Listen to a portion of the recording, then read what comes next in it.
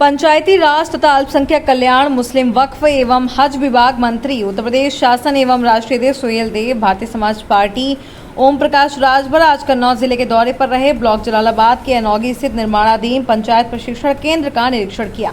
कन्नौज की circuit house समीक्षा बैठक के दौरान वार्ता भी की। कन्नौज से अवनीश चंद तिवारी की रिपोर्ट।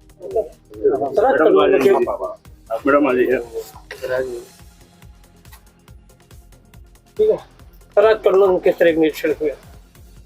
देखिए, आज के लगभग 1.5 महीना पहले मुझे ये जानकारी हुई कि 16-17 में 3 पंचायती राज प्रशिक्षण केंद्र के लिए प्रदेश सरकार की तरफ से 25-25 करोड़ रुपया सैंक्शन हुआ था।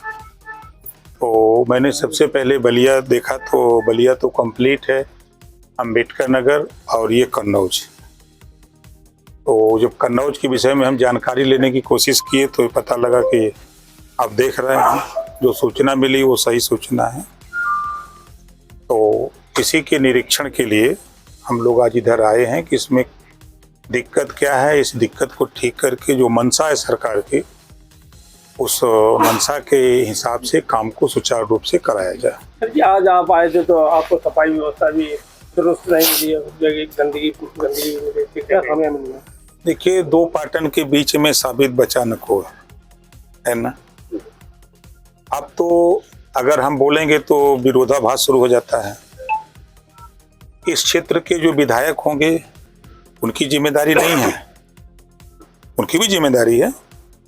उनके क्षेत्र में ये काम हो रहा है तो उनको भी लिखा पढ़ी करना चाहिए।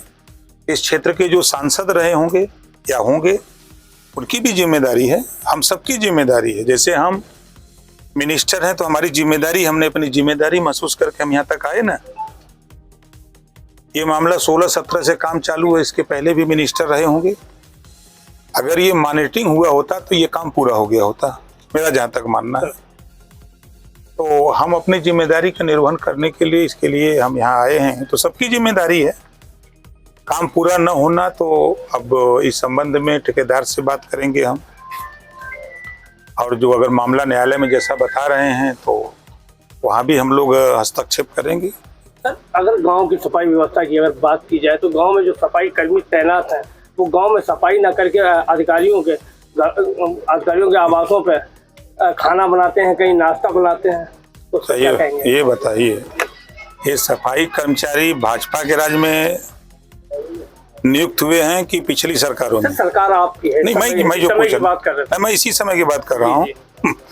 ये नियुक्ति जब से हुई तो जो आप बता रहे हैं व्यवस्था पहले से है कि इसी सरकार में हुई है? आप पंचायती राज मंत्री। अरे मैं भी तो कह रहा हूँ, गाँव में गंदगी पड़ी हुई है, नहीं सफाई कर्मी नहीं पहुँचते हैं। देखिए, देश के प्रधानमंत्री माननीय नरेंद्र मोदी जी की भी मंशा है, योगी आदित्यनाथ जी की भी मंशा है, हमारी भी मंशा है, पूरे प्रदेश की सरकार की मंशा है, आपकी भी मंशा है और जनता की भी मंशा है कि प्रदेश, गांव,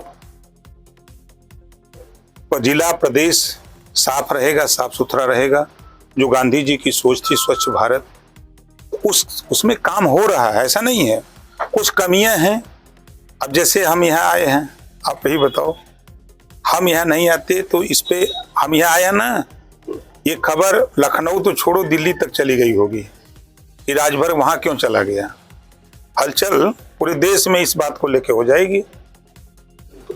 जिस बात को आप कह रहे हो मुझे भी जानकारी हुई है, मैंने भी इस पे काम शुरू किया है कि अब हम जो हमारे पंचायत सचिवालय हैं, हम अपने पंचायत सचिवालय में हम अटेंडेंस आधार आधारित बायोमेट्रिक अटेंडेंस कराने के लिए हम तैयारी कर रहे हैं। आपको हम अपने विभाग के बदौलत हम पूरे प्रदेश के 25 करोड़ आबादी को हम साफ सफाई के मामले में बेहतर करने के लिए पूरी ताकत के साथ लगने जा रहे हैं। सर, ग्राम विकास अधिकारी को एक रजिस्टर मिलना चाहिए नियमानुसार, या उसके बराबर रजिस्टर मिलना चाहिए, लेकिन जलालाबाद में इतनी दूरी बढ़ा दी गई है, 15 किलोमीटर दूरी बढ़ा दी, जिससे कि लोगों का काम नहीं हो पा रहा है।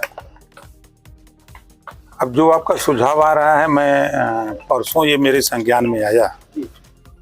इस संबंध में हम लोग कल मैं चीफ सेक्रेटरी साहब के यहाँ बैठा था, इसको लेके इस तरह की शिकायतें क्षेत्रों से आ रही हैं, इसमें क्या किया जा सकता है। तो संभवतः कल मुख्यमंत्री जी के साथ हमारी बैठक। कानून कोई बनता है तो बेहतरी के लिए बनता है कि बर्बादी के लिए बनता है?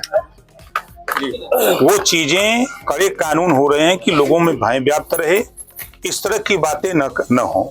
और उस कानून को कुछ पार्टियां जाति से जोड़ रही हैं, उनकी मानसिकता दूषित है।